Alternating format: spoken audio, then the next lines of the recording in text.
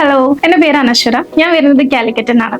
ഞാൻ പഠിച്ചത് ഒരു കെമിക്കൽ എഞ്ചിനീയറിംഗ് ആണ്. പക്ഷെ ഒരു ബ്രൈഡൽ മേക്കപ്പ് ആർട്ടിസ്റ്റ് ആവുന്ന എന്റെ ഒരു പാഷനാണ്. എന്റെ ഫ്രണ്ട് ത്രൂ ആണ് ഞാൻ ഐമാക്ക് ആളുടെ അടുത്ത് നിന്ന് കിട്ടിയത്.